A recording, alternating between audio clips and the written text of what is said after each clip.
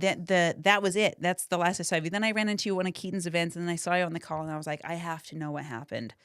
I have to know what happened because I've seen you on speaking gigs that you were speaking over at UVU, and now you've got this movie coming out. And I just was trolling your Instagram. I was like, Connor got to meet you. How cool is that? Like, just so it's exploded. But you and I both know it's not an overnight success thing. I mean, It takes 10 years to be an overnight success. right? The blood, sweat, and Yeah, isn't tears, it how right? weird it yeah.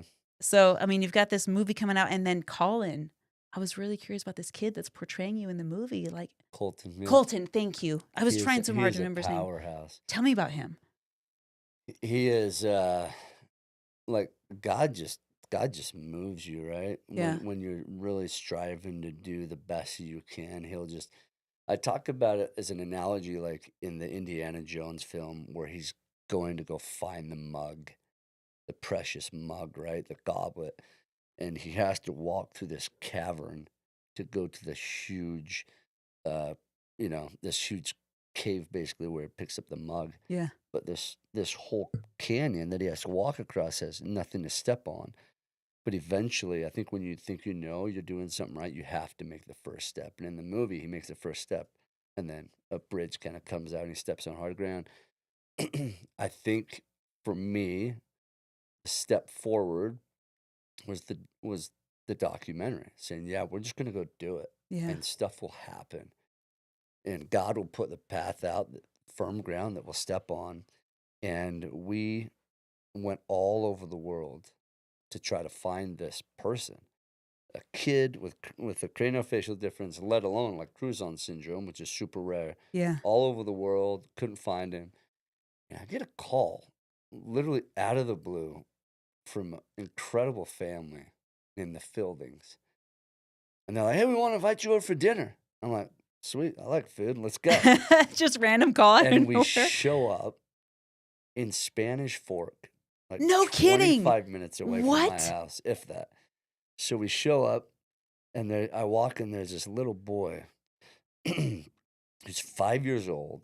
It's the same eye color, same hair color, and more than that, the same characteristics and just like energy and the way he lives. And I'm just like, "You're kidding me." And then you have to ask the parents, "Are you okay if we do this?" Because we go over some really dark times in my life. So, how do we do that? For all the people who are going to be watching the documentary, the way we did that, because I never wanted to put Colton, a kid that literally was Ben Care 2.0 per Right? se in this movie, little young Ben. How are we going to have him reenact this without emotionally just impacting him? Yeah, putting him through what you The went through. pain Yeah. again. Yeah.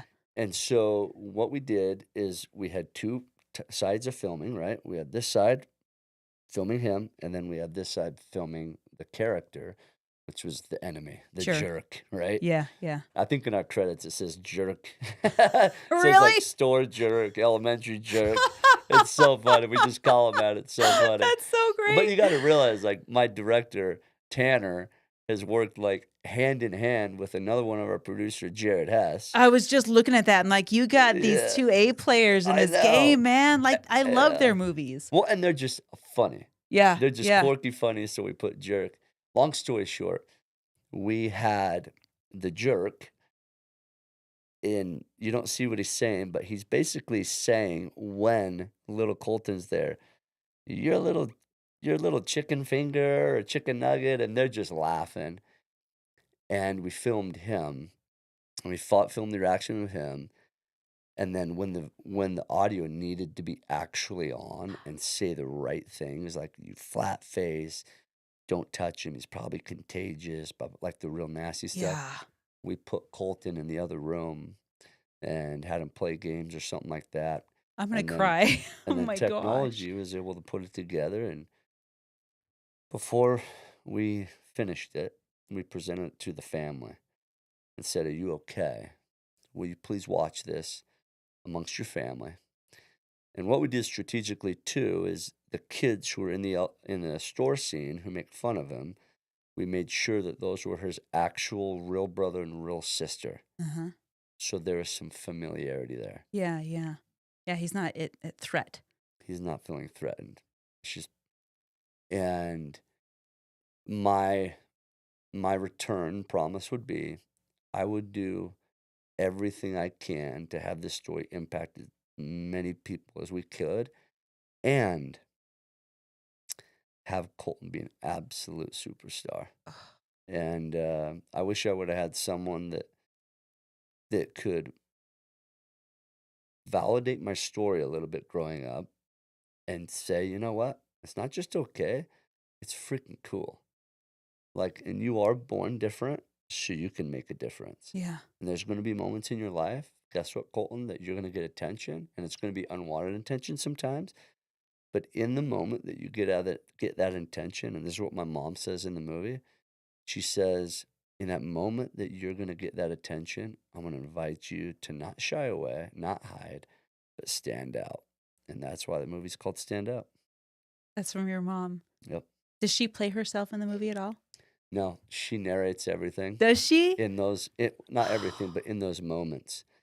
And we got a woman to come in, and we got little Ben to come in, and we found a house that took us back to kind of like the 90s Yeah. and the 80s. And the director and the producing was just like, I'm just so fortunate, so on point. The world premiere is this month, right? The 23rd in Hollywood. Oh man. I'm just leaning at the edge of my seat. I cannot wait to see this whole thing because I mean you're right. And I love that you took to the stage with this. And I love that you put yourself out in front of people.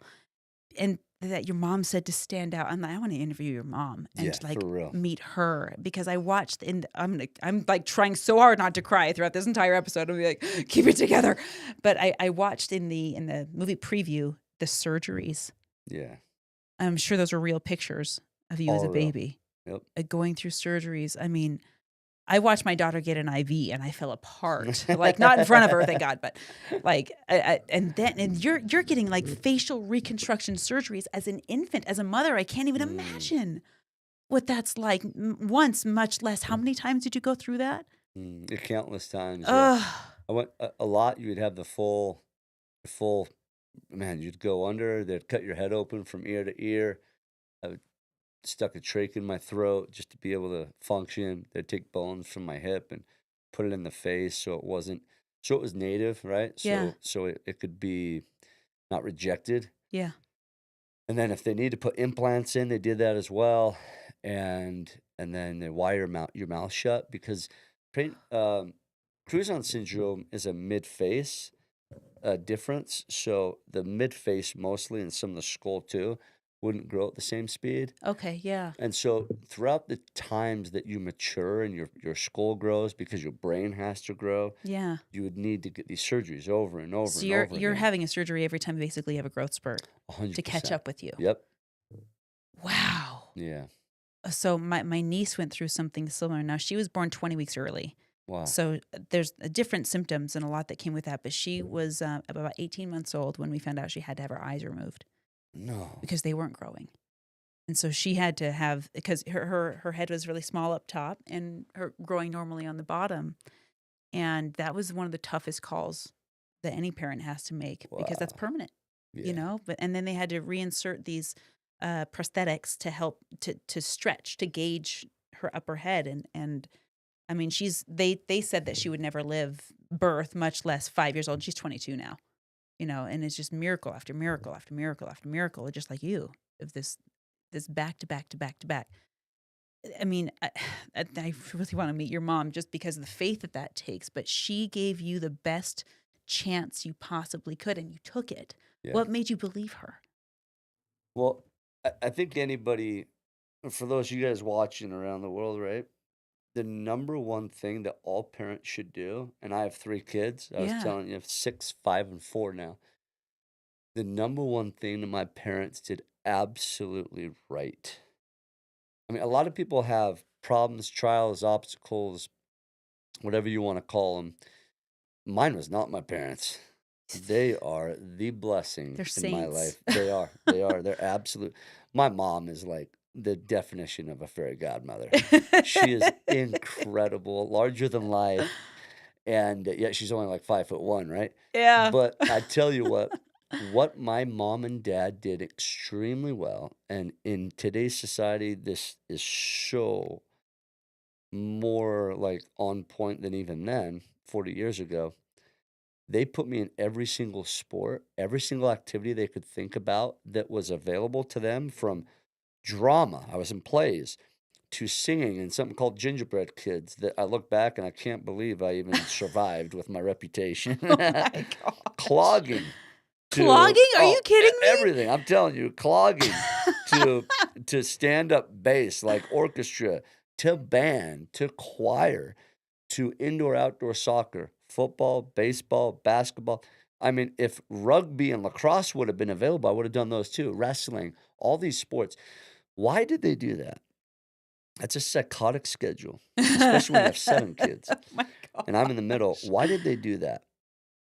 I fully believe that they did that to give me confidence, period. Yeah. So that little Benji, little Benny, would be able to call something his own, have his energy and his emotion and his frustration put out on something else and not stick it internally. And I just happened to grasp, at the end of the day, wrestling. Why? Yeah, I was gonna ask why. Why wrestling? Because it's something I could control.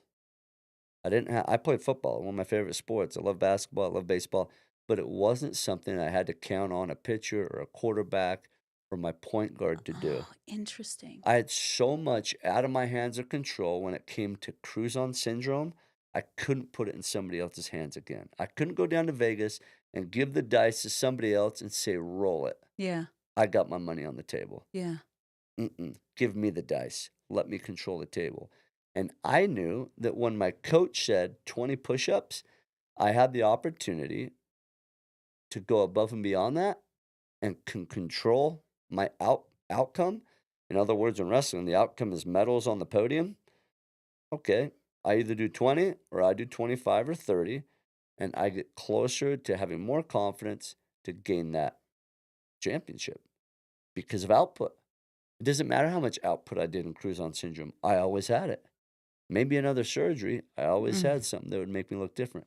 So I found something that my parents afforded me, allowed me to do, that gave me control in my life. And wrestling was that perfect thing. I'm 5'3". Like, I wasn't built like a football player. I wasn't built like a center in basketball. And so wrestling allowed me that too. You could go to a sport for your size, your weight, and then you put enough reps in, you can control your outcome a lot of times. Yeah, I feel like I'm like Richard went into wrestling too. He would say the exact same thing. Went into football, went into wrestling, probably for a lot of similar reasons. Let me ask you this because I'm just going to be super transparent Yep. here. I mean, we're raising 6 kids, Yeah, trying to do our best. I probably could take a few pages from your parents' books, but we all could, I think. I struggle as a mom with trying to give my kids that same level of confidence, especially my son. And I'm struggling I put him in every sport under the sun and like nothing has caught. And I want him to go through whatever struggle what we find in wrestling or football or soccer or whatever it is. And maybe I should take away the team sport aspect of it, right? And put him in soccer, or not in soccer, but in something like wrestling where it's just him, or karate where it's just him. And I think we need to be tested this way. And there's so many sports metaphors for a reason, because it is such a perfect microcosm of our overall life experience. I don't know. I mean, would you be where you are today if it wasn't for wrestling? Absolutely not. No way. Not a chance. Wrestling changed my life. Yeah. It absolutely changed. You said those exact words to me yesterday at the gym. He's like, It football did. changed my life. Football, yeah, Yeah. not wrestling. I did wrestle my senior year only, but football, sports changed my life for sure. Yeah, athletics changed my life. So I've been in team sports. They're great. Nothing against them. No, not at all. For me, wrestling changed my life, though. It was wrestling that gave me the confidence. It was wrestling that at 12 a.m., midnight, my neighbors would see me running, and it was me that was the outcome. Right. It wasn't my quarterback couldn't do the work. My quarterback was lazy. My quarterback was out with his girlfriend that night. And so he's going to not be, or he's going to be tired the next day. My quarterback, this or that, he's sick. It was me, period. It was everything that I had. Wrestling absolutely changed my life. My parents told me we didn't have a farm growing up, so we stuck you in wrestling. That's literally so what they said. great. They said, we That's didn't have a awesome. farm that taught you work ethic. Because my mom grew up one of 7 kids. She's a Smoot. It was called Smoot Dairy Farm. Uh-huh. She was one of 7 kids who raised up on a farm. Yeah. She knew work ethic. She understood. She's the one who sold all the milk at the cash and carry. My parents wanted that for us, so guess what? That's what they did. Get into sports. Get into sports and specifically wrestling. Yeah. Here's the thing. When you have to show up, and I'm just a proponent of it. I've done all the sports. I'm a proponent of it. When you have to show up and make weight, I think the toughest sports in the world are the ones where you have to make weight. Really. You're down in It's cheeseburgers beforehand and it's 2 different wars. You have to make weight just to compete. yeah, yeah. If you don't make weight, you don't compete. And then try to suffocate yourself down or get down or shred down or whatever you want to call it, make weight, and then go and fight full go an hour Ugh. later. And I you're talk spitting ab- in the sink to try and lose ounces, However man. you Like lose weight, there's a lot of bad ways to do it. I watched And- him do it. And I did all of the bad ways. And then I learned how. But here's what it teaches you today. And this is the message for youth today. This is the message for kids today. You will beat 95% of the people out there in whatever competition you're doing, mental competition in the industry, when you learn grit, resilience, and a little bit of tenaciousness by this one thing. If your youth today can do something that they don't want to do in the exact moment they don't want to do it. Let me give you an example. I learned through wrestling when I was with my wife. We weren't married. I would say bye to her. She was going her way to her apartment. I was going my way. It was 2 a.m., 3 a.m. because I just didn't want to say bye. Mm-hmm. That was my fiance or whatever. That's my future lady. That's my wife, whatever, future, wife to be. Yeah. I would leave her, be so dead tired in college. I'd have to wake up at 5 or 6 in the morning. I didn't want to get up and I didn't want to go fight. But it was the resilience and the grit and the tenacity that taught me to go do what I didn't want to do in the moment that I didn't want to do it. Well, as a mom and as a dad, do you want to get up and fold clothes and do laundry and make dinner and clean the house? No, no, no, no. Check, no. But guess what? We show up when we don't want to do it in the moment that we don't want to do it. And if our kids can learn that today and realize that a lot of being a parent isn't calling ChatGPT and having it put a paragraph saying connect with my child, that's not how it works. Yeah. It's time. And my dad would do that very well. We would have getaways or date nights or whatever you want to call them. It was one-on-one. Or it was like interviews. Yeah. My daddy-son interview, daddy-daughter interview, and he would just check in. He's like, how are you? And you know what was the coolest?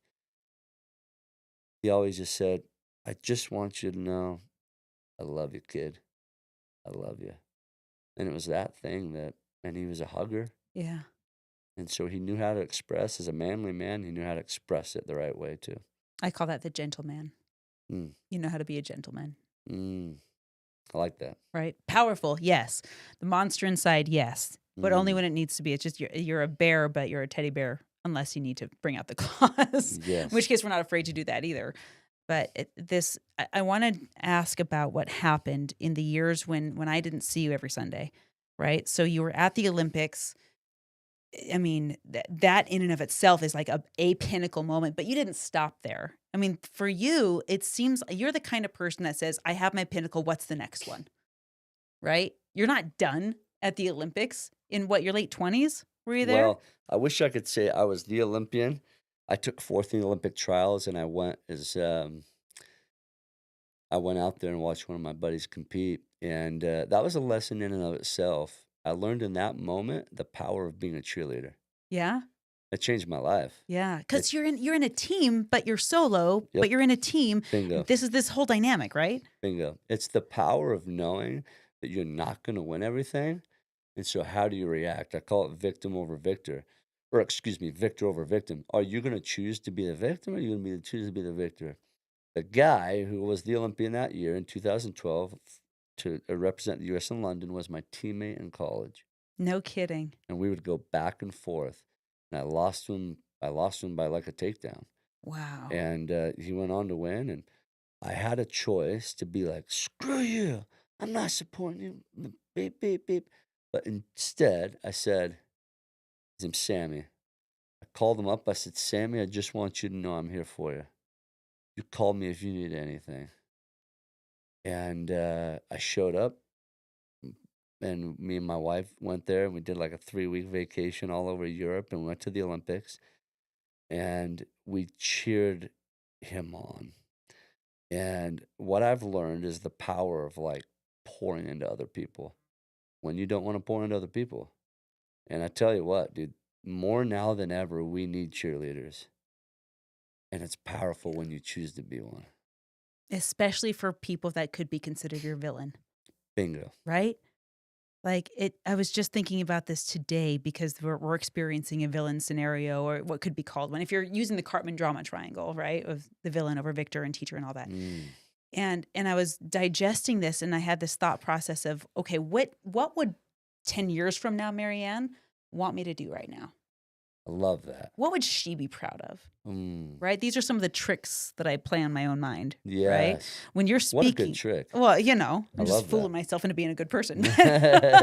What a good thing. But when I listen to your speeches, when I listen to you speak, you have some anchors, some tricks up your sleeve that you give to your audience, when they encounter hard times. And you have this amazing story. If I took something that could by most people be considered a setback and Mm, that you use it as an yeah. advantage, what are these moments when it sucks and you're faced with the decision, Yeah. how do I show up? What do you pull out?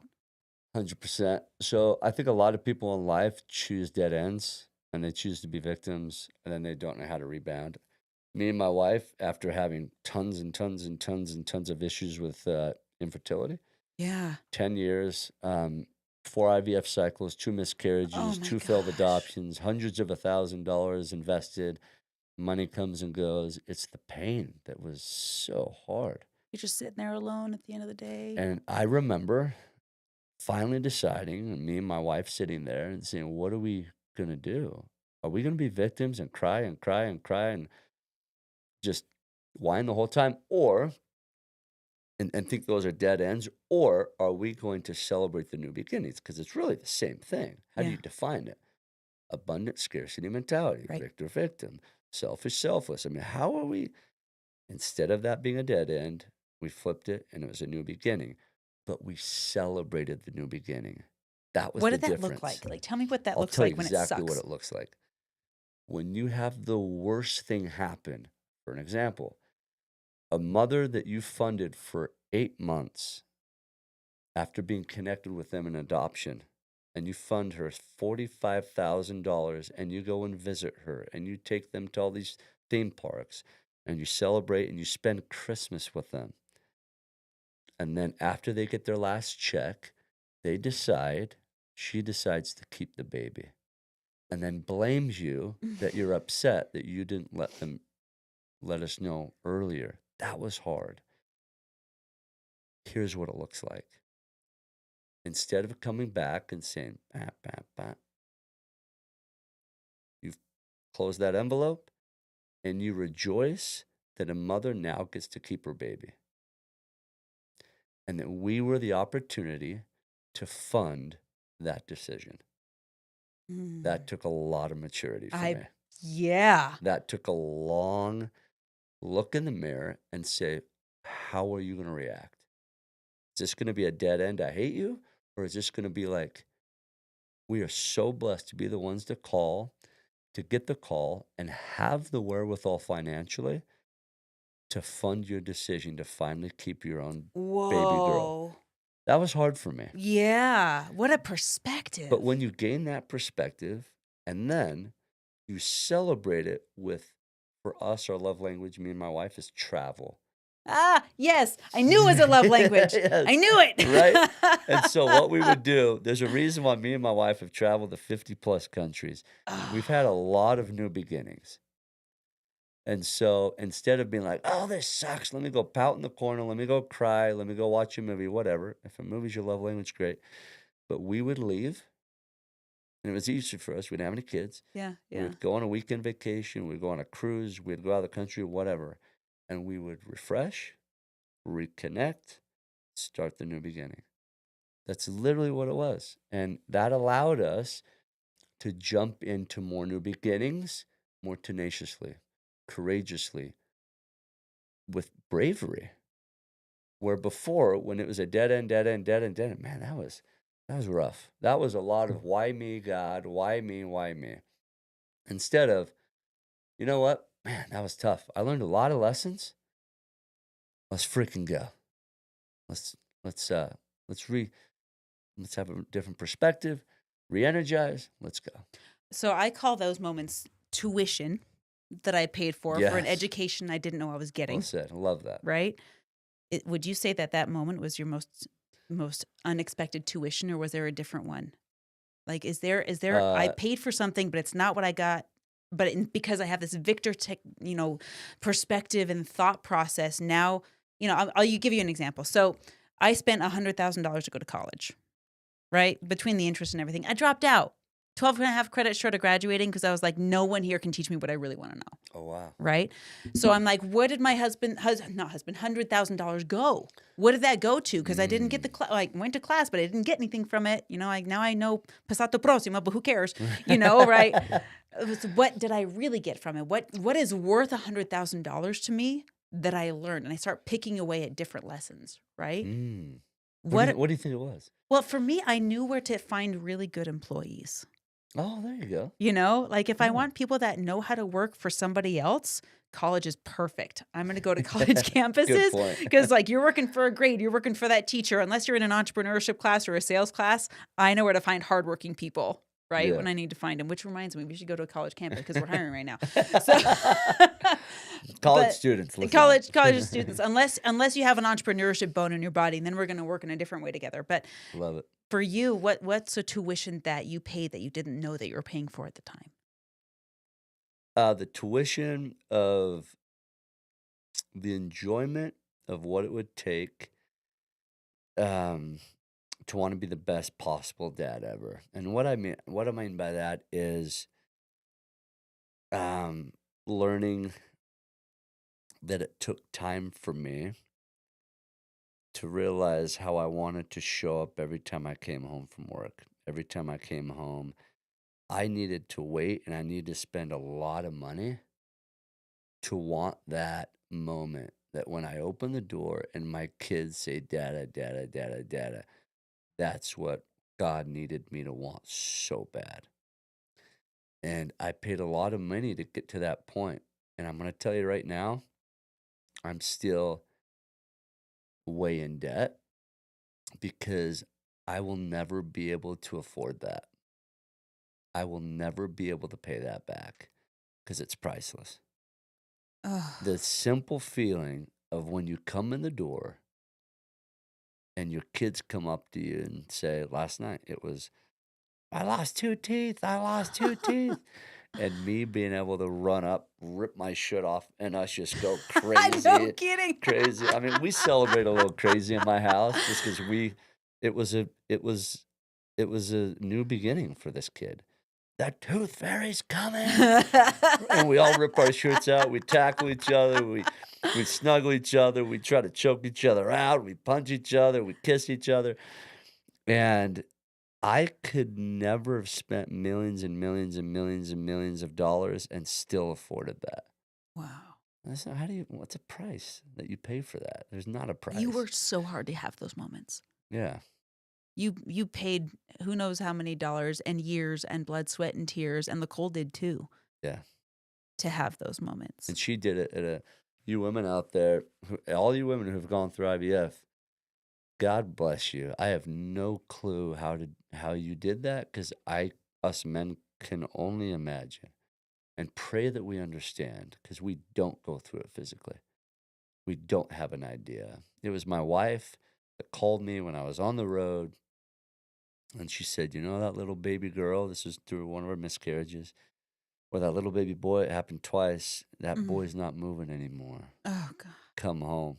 And like, you women are just powerhouses because you feel it literally internally, and our heart feels it, but our body is disconnected when it comes to holding this different being, right? Yeah.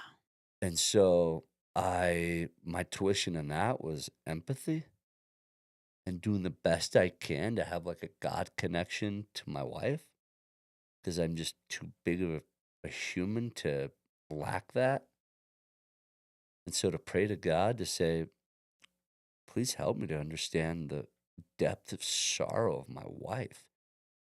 Because there was some times that like That's a hell of a prayer. Marianne, she was just like my wife was just hollow sometimes because I couldn't understand. And we don't. You could pray to have empathy. I did not carry that baby. I did not lose that baby within my stomach, right? And so, man, tuition and understanding that, tuition and understanding the toughness of my wife. Like, oh my gosh, women are powerful. And then the love. And the love that you guys carry, it's unreal. It's a different love than men carry, I think. Well, you talked about in the preview of your film, um, what a phrase that I'm sure the producers knew exactly what they were doing when they put this in the preview, but it hit me like a ton of bricks. And they touched on the most primal needs of human beings. And you said in the preview, I think it was your voiceover, "Will I ever find love?" Yeah. Oh, Yeah. I think the words exactly, if I remember right, is could I ever be loved? Could I ever be loved? Right. yeah. And like if you go off the basis of that, like when I speak, I say an I am statement a lot of times Hmm. and I have people repeat it. And the first thing I say, and this can be misconstrued completely, Hmm. the first thing I say, and I created this, was now I choose me. Yeah, I remember you said that on the call. And some people are like, you selfish prick. But listen, though, who else is going to do it, right? Well, when I first said it, I'm like, should I really put that in my victory chant? I call it my victory chant. Yeah. Should I put that in my victory chant? Because that could be misconstrued.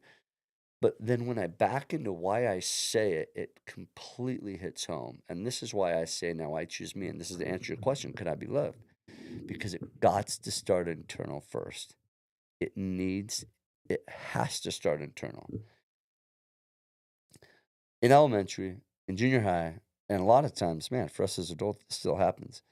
We walk around the grocery store, we walk around the supermarket, we walk around the sports venues, whatever, and we choose to dream about being other people's version 2.0.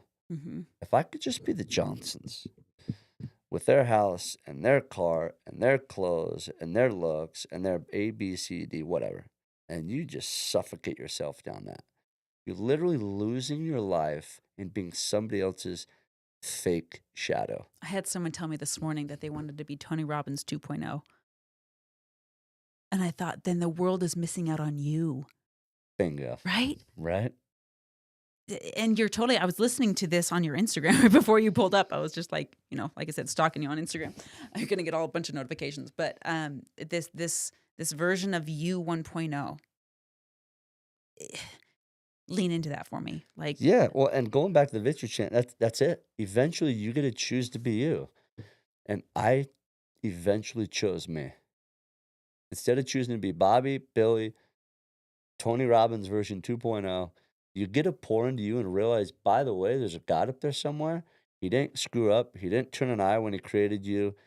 He literally molded you on purpose to have this.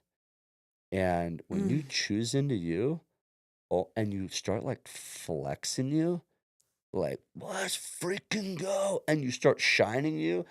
Biblically, you stop putting yourself behind this bushel, step out and start shining. Let that go. The way you dress, the way you speak, the way you act. Be you intentionally, on purpose, authentically. That's when things change. People within your family will make fun of you. Mm-hmm. People within your extended family, people within your teams, they will make fun of you because it's uncomfortable for them. And if you're intentionally doing it with genuine, and I'm saying if you're a schmuck, well, of course, you're going to ruffle some feathers, but you're a jerk. Stop doing that. If you're intentionally like kind, is what I'm saying, Yeah, yeah. and you're doing it with all the right intentions, don't let that bother you. Keep shining. And so I chose to choose me. Ben Kerr, short, stocky, dude, whatever, how I'm built, I'm going to freaking shine and I'm going to flex every little bit of it.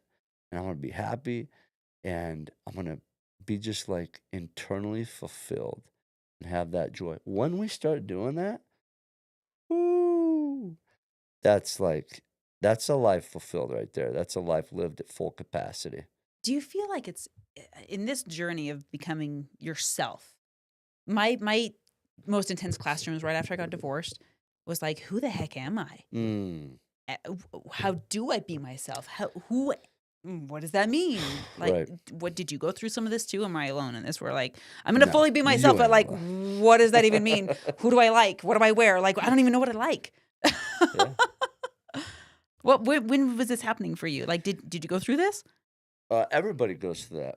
You and I go through it. Yeah. Right now, we're always changing. Things change, season changes. There's times in our life that things change, right? Right? I mean, my kids are 4, 5, and 6. My season of what I'm going to like and think I'm going to like in the next 5 years are going to change. Oh, for them, it's in 5 minutes. You're right. I know it I said is. I wanted yogurt, but I don't want that anymore. You're right. And so we get to adapt, and that's what's fun about life too. Gary Vaynerchuk, Gary V, if you've heard of that Oh, I name. love Gary. Yeah. I love his interviews after, like, the magic happens after you speak, by the way. Mm-hmm. And he's really good at capturing his. And he does these interviews, and he had a young guy that asked this question, right? Hey, I'm 20-something years old. I have no idea what I'm supposed to do. Just graduated college or whatever. He said, how magical is that? And the guy said, what? He's like, how magical is that you can try whatever you want and know that you ain't failing? Yeah. And so at our new beginnings, whether it's after a divorce or after an addiction or after whatever, after we just got fired from a job, just know that there's not a failing. Yeah. Yeah. It's a rediscovery. Let's dissect, let's discover, and let's go hunting a little bit. So what is it that that you're meant to do? Well, I think that we are created to actually make an impact. But the way to discover that, I feel like, is in take an internal look. There's a book called Good to Great, and it talks about 3 things. What are you passionate about? Now, because you're passionate about something, it doesn't mean it's fun all the time. No, the gym is not fun all the time. Right. Hardly ever is it fun. Yeah. But I like the way I feel after I go. Right. You're right on, right? Yeah. So what are you passionate about?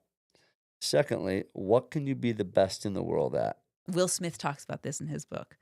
That's audacious to claim It is. that.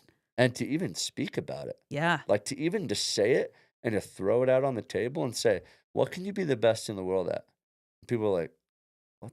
You're mentioning that? And like not batting an eye? You're not holding your breath? No, let's talk about it. Because it may not be right now, but what can you shoot and aim towards to say, I'm in this to stay. I want to be the best in the world. And then lastly, this is cool because this allows you to focus time on it. These 3 things. Mm-hmm. Passion. What can you shoot to be the best in the world at? That means you're going to be noticed and you're going to do it well. Mm-hmm. And then when you find these 2 things, then you'll be paid handsomely for it to allow you to do these 2 things full time. I love that you said that, by the way. There's this book I'm reading, Ikigai. Have you heard of this principle? What's it called? It's a Japanese word, Ikigai. You would love this. I heard Yeah. about it on the it was like Netflix documentary about people that live past 100. And in Japan, they use this principle. They add a fourth question in there. It's what does the world need? So it's those three plus how do you Yes. serve with I it, love that. right? And they said people in Japan, in this centurion zone where people are living past 100, they never retire because they're living these four things. Mm. They love it. The world needs it. They can get paid to do it, and it serves others. Wow. And so, what's your best? What's for you, Ben? Like, what is your It best took- in the world? Yeah, it took me a long time. I started flipping houses, and I thought that could have been it. And then I realized that maybe I don't paint and do texture and do all these other things that are the best in the world. And they're right, I wasn't. And so I'm like, maybe it's like a hybrid of that. So wherever you guys are at, you're going to be thinking this, because right now, when we pose these questions, you're like, well, am I the best at what I do? I was literally in that seat asking these questions. Okay, I'm flipping houses. I'm the best in the world. I don't think I am. But is there a circle within my industry that I can? And I believe you can. Here's what I'm saying. I create something called Flip for a Face. Mhm. And what we would do is we'd flip houses to be able to impact kids who couldn't afford reconstructive facial surgeries. Mm. And so I put together a whole idea about, we actually got an offer from Discovery Channel, do a No TV show. kidding. Yeah, in 2018. But I prayed and it wasn't the right thing. Believe it or not, that was like late fall 2018. And I'm like, God, why wouldn't you have me do this? Like, It looks, this could yeah. be something that could make an impact. And I've finally figured out that nobody else is doing this and it's not being filmed. I could literally be the best in the world at this. That And takes then so much faith to say no to that. I Oh know. my gosh. And the attorneys kept coming back to me. I'm like, what am I doing? And these talent guys are like, listen, Chip and Joanna Gaines have stepped away. They're having their kid. They're out of the industry. There's a huge need right now. And God just kept telling me no. I'm like, what are you doing? Well, a month later is when we adopt 2 kids. Kidding. And it would have been fantastic. And that video that we did, went viral to 85 million people. It would have been fantastic for TV, but it would have been horrible for our family. Yeah. And so in that search of trying to be the best in the world, just realize that what you feel like may be the first answer or the first open door may not be the right door. Right. And what's God led me to do now? Because that happened, 13 months later, we were able to adopt my oldest boy's younger brother. And in 13 months, we had 3 kids, and our family's done. Unless we get another opportunity to adopt 3 other kids, and God tells us, right? Yeah. Watch But out. right now, I think we're done. Watch out. I know. I should be careful what I say here. But long story short, God has asked me to be the best Ben Care in the world. So what does that mean? Yeah. Because that's weird. That's a cop-out, Ben, the best Ben Care. Ben Care was meant to give love and understanding through the world by speaking vulnerably and just putting it out there. And God has called me to teach principles and values that are everlasting on stage through stories. And he's given me that platform. And the documentary is that. Yeah. I mean, Jared Hess, one of the biggest, Napoleon Dynamite, Nacho I Libre. couldn't believe it. I was like, Yeah. what is Hess and Christensen gonna do? It's like the Emmett Smith story meets Napoleon Dynamite, and somehow Ben's involved. I don't know what's gonna happen. I Like, know. bro. It's crazy. I mean, you never know. I went from, but here's what I did learn. On the path to being the best in the world and striving to be whatever that is for you, you're gonna have the opportunity to say no a lot of freaking times. Because to be the best in the world, and this changed my life, understanding this simple point changed my life. To be the best in the world. So that's just a thing. When you put that on the table, to be the best in the world, you automatically clear the table off for other mediocre things. Yeah. Yeah. You can't afford, because we all only have 24 hours a day. You can't afford to say yes to good things anymore. That's hard because It's they're disguised. real hard. Oh man. Because living a good life is just that. It's a good life. Yeah, and a lot of people would pray for that, right? But when you And know I've prayed great for is that for a available, long time. Yes. you know? But you don't know great's available. That's a problem. You're stepping out like Indiana Jones, thinking, I don't know. I'm going to take the step anyway. But here's the thing. You're going to say no. And just like the book Green Lights by Matthew McConaughey, if you've read it, he said no. I think it was to like a $10 million offer or something like Oh, I that. listened to a podcast where he talked about this. Something crazy. Yeah. Because he was done with the rom-coms, I Yep. think is what he wanted to do. Yeah, he didn't wanted to wanna go do into it. this other genre. He said, I'm done with it. I have to say no enough to respect the path for the incredible big yeses. Yeah. And so there's a period of seasoning there.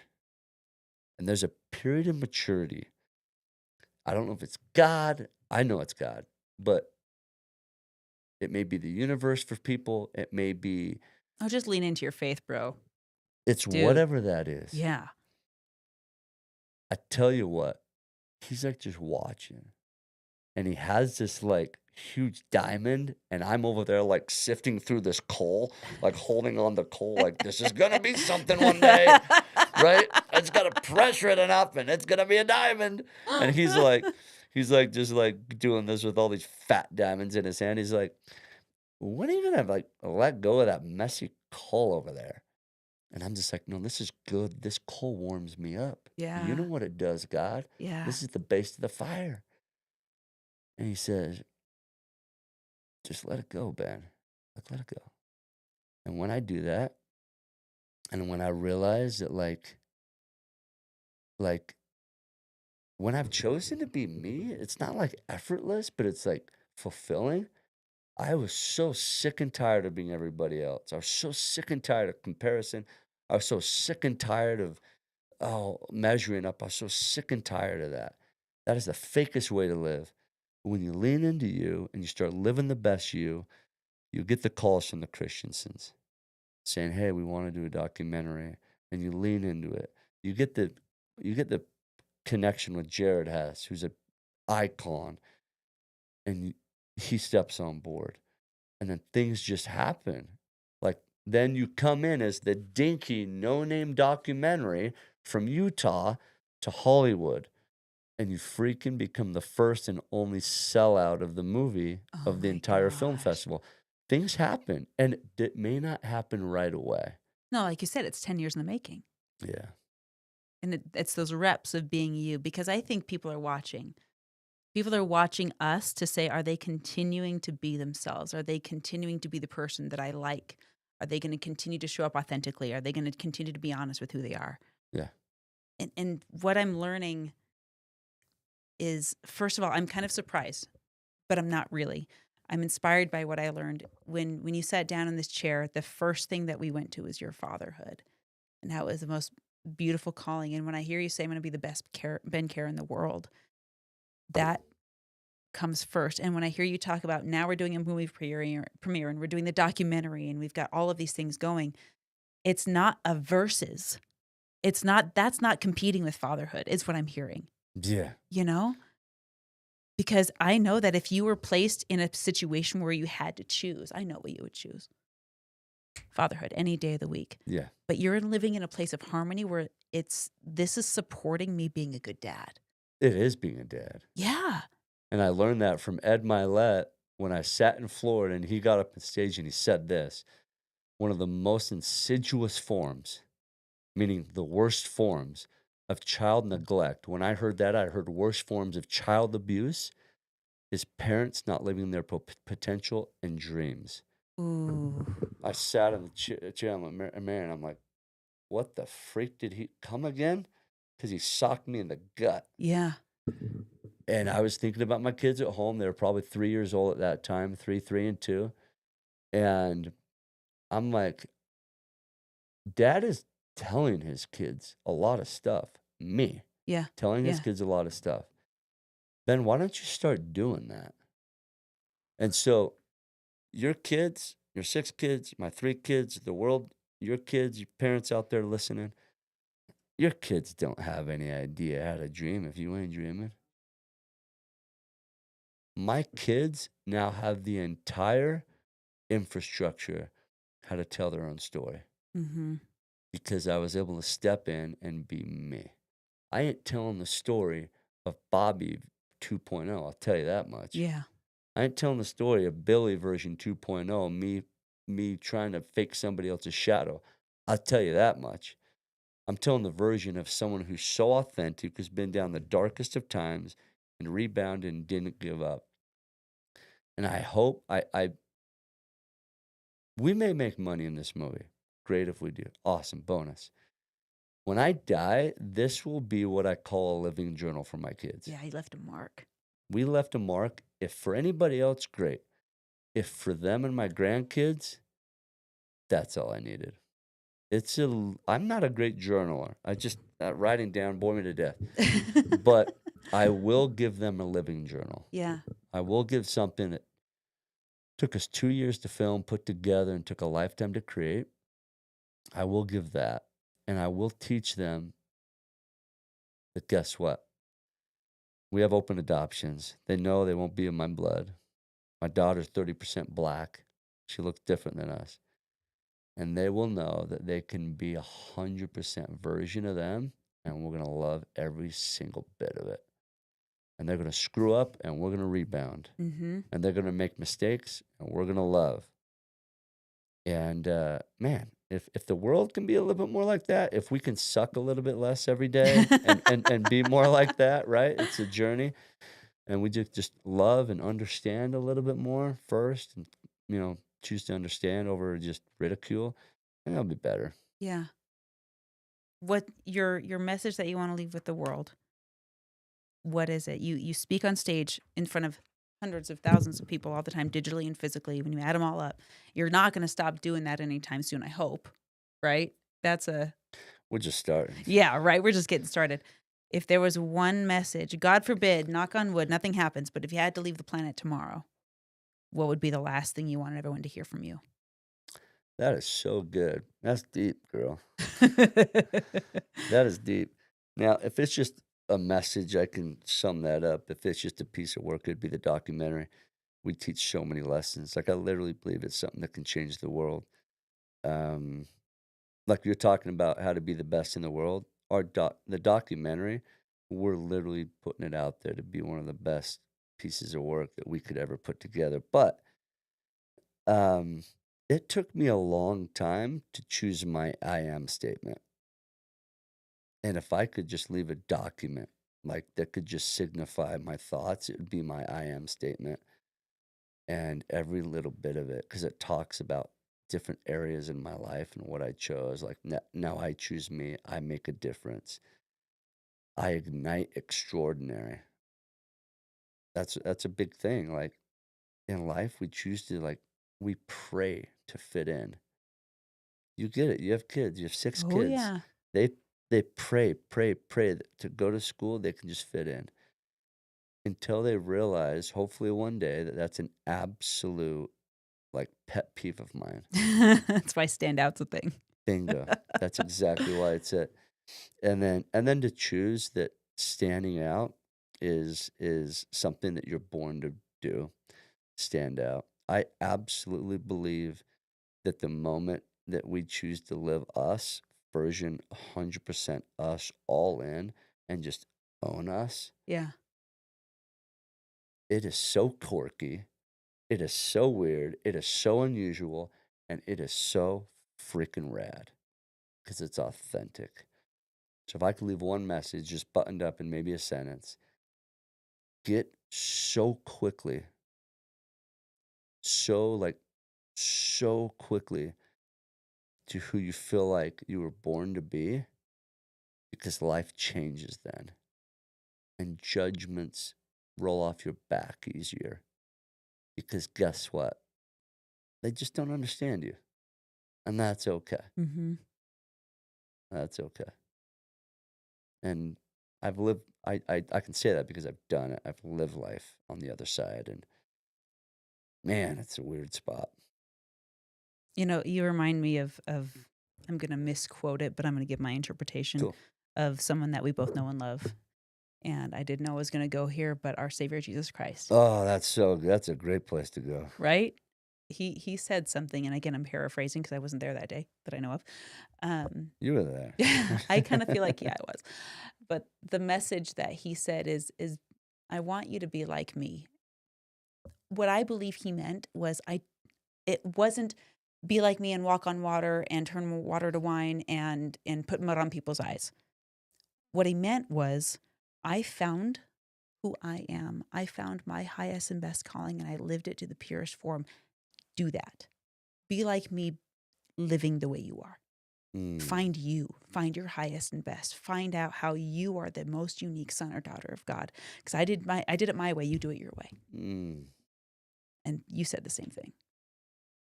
that's deep. I love that.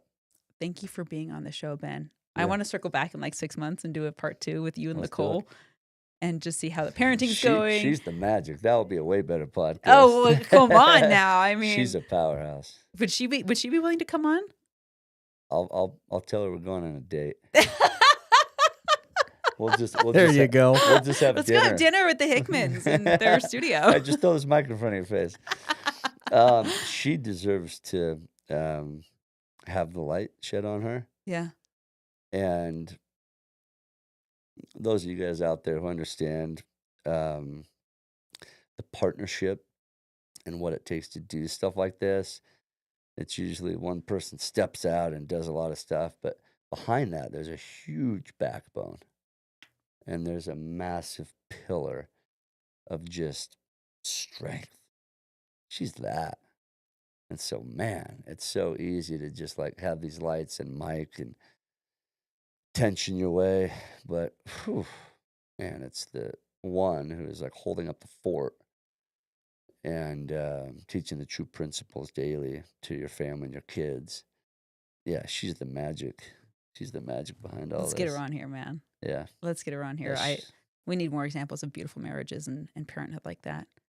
Thank you for setting that example. Thank you for speaking. Thank you for getting on stage. Thank you for leaning in. Thank you for standing out. And please send a thank you to not only your parents, everyone that's working on the movie, and Carson, right? Is his name? Colton. Darn it. Colton. Darn That's it. okay. You know what's cool though is that we're talking about him. That's cool. And it doesn't matter. Do you know how much people say my last name wrong? Kajar, Yar. It's Care. Nobody's going to say it right unless you've heard it so many times. The thing is, we're freaking talking about Colton. How Dude, cool is that? that is He's a superstar. No him matter if and we- his parents and his family. Everybody. It's Yeah. a whole package. And Colton, forgive me. and my goal is Colton. We're talking about you. That's the biggest thing. Yeah. Colton is a superstar, and his parents were the ones sitting there saying, "Bud, this is way bigger than you. Jump in there." And Yeah. they did it. 5-year-olds sitting there going through take after take after take. Like, man, it's so big. And I just want to compliment you two for doing Oh, this because this is a living journal. Just like my documentary, what I call my living journal, this is your living journal. Years from now, when we're in the ground, this technology will belong and it will be available to your kids and grandkids in many different languages. And the cool thing is they'll be able to talk about this and see this live, like in this living color per se, right? This is rad. This is cool. This is like the stuff that I want my kids to. So thanks for having me on because now you're sharing me the platform of my living journal too. So I appreciate you guys. Well, I always want to introduce my friends to cool people. This is my favorite way to do it. What's up, friends? My friends now too, right? Yes. Awesome. Well, friends, thank you for being here on the Marianne Hickman Show. And please go check out what Ben's doing. What's the best way to find you? Instagram, your movie, everything? Any social media, Instagram, YouTube, Ben Care. My last name's KJAR. It's a crazy last name. And then if you guys want to follow the documentary, just go to standoutfilm.com. Okay. Standoutfilm.com. It gives you all the updates. And we do our world premiere February 23rd. Unfortunately, it's sold out, but guess what? We're going to be bringing it to the world here this year sometime. Yeah. Oh, dude, I'm going to fill a theater with that thing. Yeah, it's That's going to fun. be dope. Thank you so much. Okay, go follow on Instagram. We'll put all of that in the show notes. All the links and everything will be in the show notes. Richard will make sure we do that. And for that, thank you for being here. If this is your first time watching or listening to the Marianne Hickman Show, we'd love for you to be a part of this. Share this with someone that you love. Share this with someone that you want to inspire. Share this with someone whose light you see, and maybe they don't see it as well themselves because maybe they need to ride on the coattails of your faith for a little bit. We'll see you in the next episode. God bless. So good. I love that closing statement you said. That's rad. Oh, thank you. We're still live here. Let's Do we have any check friends some on Instagram comments. we want to say hi to? Yeah. So let's see. A whole bunch of people who joined live. Jonah Moreno said, "Let's go." Jonah, what's Yes. up, baby? Hey, hey. Jonah has probably the coolest hair I've ever seen. And if you want to talk about like social media magician, dude, Jonah's the man. He's been doing stuff. I'll brag on that guy. He's been doing stuff with Mr. Beast. Like, if you want to No know kidding. how to do stuff with social media, oh my gosh. I feel like such a social tard sometimes. Oh, me I'm just too. like, that's why I let's see what called Jonah. I'm happens. like, Jonah and his buddy Nick. I'm like, yo, what's up, guys? How do I be less sucky today? And they're just like, oh yeah, let me do it. So Jonah's like, they are just so cool. They're called Scallywag Media. That's dope. They're super talented. That's dope. What's up, Jonah? Who else we got? Jules R19. Thank you for raising awareness. So good to hear how energetic you are. Also said, she said her name is Julie. She's from Essex, UK. Okay, cool. Is it Cruzans? Cruzan syndrome. Cruzan? I have Cruzans. My nan and aunt did. My dad has it. My son has it and has had many surgeries. And his baby is in Great Ormond Hospital, London. Is her name Jules or Julie? So her handle is Jules Earn 19, but she says her name is. Well, with that many people in her family with Cruzan syndrome, it's probably the sexiest family in the entire There you world. go. It's probably the sexy family. I joke around. Me and my wife have this joke. We're like, when we go to heaven, everyone's supposed to be perfect. I think everyone's gonna have Cruzan syndrome. That's awesome. We joke. She's like, of course they are. Of course they And are. so, my friend, you're like already angelic if you got Cruzan syndrome. Yeah, You've been definitely. twinkled already. You've been twinkled. Definitely sexiest. Definitely the sexiest family in the entire world. I'm definitely got to come out there to the UK. You are my people. Love you guys. That's dope. That's dope. Mario Chilean said, "Good luck, Ben." Right on. Coach Nolan says, "Hey Ben, how are you? You going to Vegas?" Oh, Gonna roll the dice, I guess. Such studs, Yeah. man. We're getting into Man, you got wrestling. some cool people in your world, The man. Last Crusade, my favorite Indiana Jones film. Yes. It really is. I love that you called it a mug too. Yeah. Like the Holy Grail is now a mug. It's happening. I yeah, want that. I want You know that I'm gonna Stanley get- Cup? Whatever little thing. I'm gonna get a mug and painted gold on the inside and just be like, "What's up?" The Holy Grail. Judy Jackson just said I was his preschool. What's up, Judy? Miss Jackson. Miss Jackson. Cool. She was the type of person, let me tell you about her. She was the type of person who stood me up in the front of the classroom and with the kindest of hearts, she explained to everybody why they shouldn't be afraid of me and why I Wow. wasn't. In the documentary, you'll see this. There's a man who says, don't touch him. He's probably contagious to I his saw that in kids. the preview. Oh, There's a moment where Miss Jackson would get up, and her boy Tyler, the coolest guy, I talked with him yesterday. We're on social media, we connected. Because the way she led with love and understanding, her boy would come into my life, right? But she would say, hey, there's a reason why you can be friends with him. He's not contagious. There's nothing wrong with him. And she allowed my first year in school, which is preschool, to be so comfortable and What a so like miracle. accepting. Miss Jackson will be someone who's always special for me. that is amazing. It reminds me of my teacher who deserves some credit. I don't know if she's still around or not. Miss Wapinski. Oh, cool. There was a boy in our class who had 9 fingers. Wow. Yeah, he I don't know if he was born without it or amputated. I mean, but she did the same thing. She put him up in the front of the class, and she's like, "Tell your story," so that no one has to ask. You know, it's not Yes. avoiding a bunch of uncomfortable. Just tell your Yes. story. And he's like, "I was born with this and this and this, and my hand does this, but look what I can do." Like, it was so cool. I love that. And like he was everyone's favorite person because Yeah. the the stigma was lifted and we just talked about whatever the elephant in the room was at the time.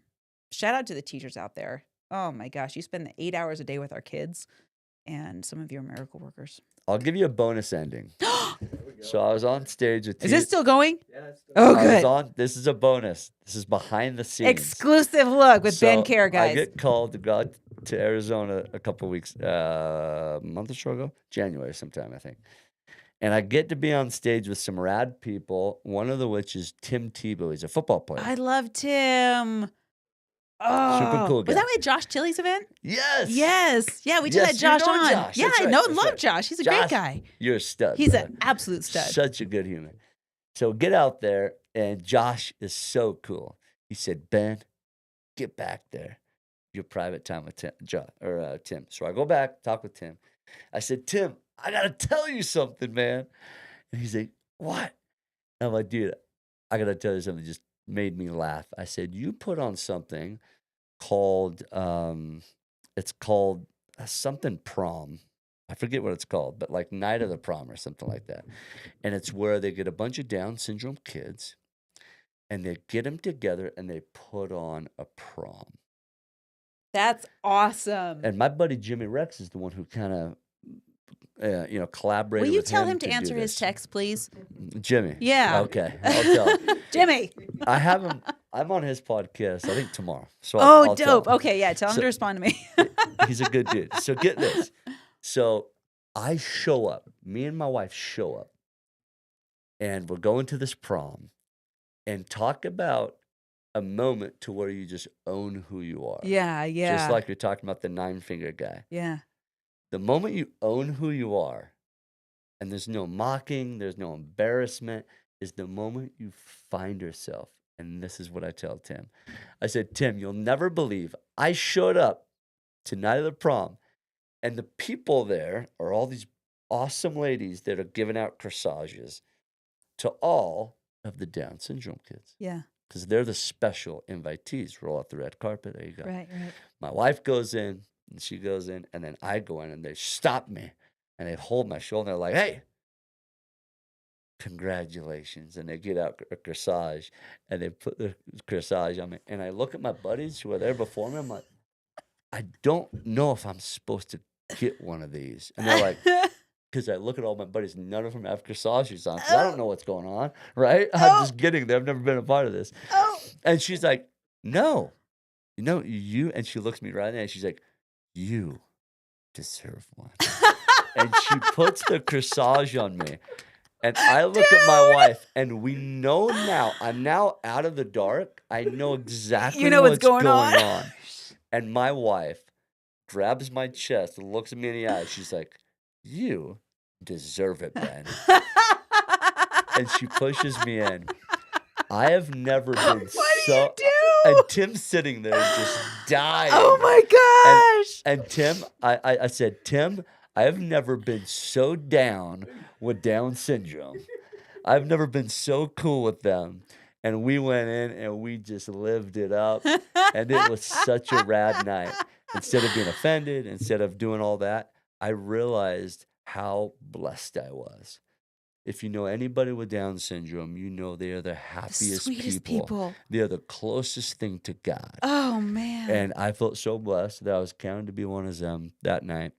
And I just honored Tim because what he pours into people and how bluntly he talks about God. So guys, all you guys out there that feels there's some type of misconception about how quirky you are or whatever, just know that you are absolutely perfectly quirky. You're perfectly built in your own way, and own who you are, because it is like your magic signature. And so it was a good day for us. Dude. It was a good day for us. I know we don't edit, but we have to put that in there. We have to cut this and put this We'll in do a there. new ending. Yeah. Just take the ending that I already did and put it in We're there. just gonna close it out again. Wait, I have to do it again? But it was say, so, like- what? Thanks for sticking around. Okay.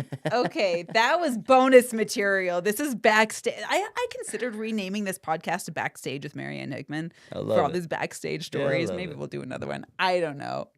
Okay, guys. Thanks for being here. Do we have any more Instagram friends we need to I say don't hi think to? so. I think that was it. Okay, if you're watching this on the Sunday drop, that was the Lord of the Rings ending. This is the real ending, right? Like now you can turn it off and go do whatever you're gonna do or re-listen or whatever. But we love you. We love you. Okay. Do we have any more Insta friends? Nope, we'll just say bye. Okay. See you guys. Love Love you. you We'll see you on the guys. next episode. That's awesome, man. Let's make sure. Dude. It was so cool to have those moments with those people, and thanks, dude. Appreciate it.